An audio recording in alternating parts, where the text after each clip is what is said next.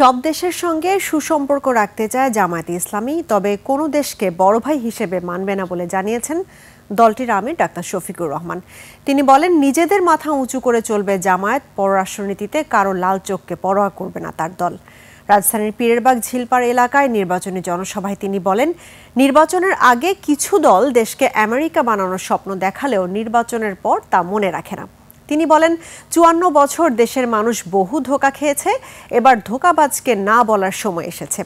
সরকার গঠনের সুযোগ পেলে জামায়াতের এমপিরা দামি প্লট গ্রহণ করবেন না এবং ট্যাক্স ফ্রি গাড়ি ব্যবহার করবেন না বলেও জানান তিনি।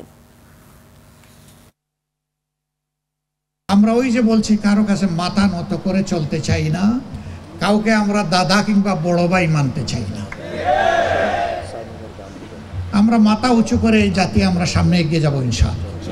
তবে বিশ্বের প্রত্যেকটি সভ্য দেশের সাথে আমাদের মিউচুয়াল রেসপেক্ট অ্যান্ড ইকুইটি, পারস্পরিক শ্রদ্ধা এবং সমতার ভিত্তিতে আমাদের সম্পর্ক হবে।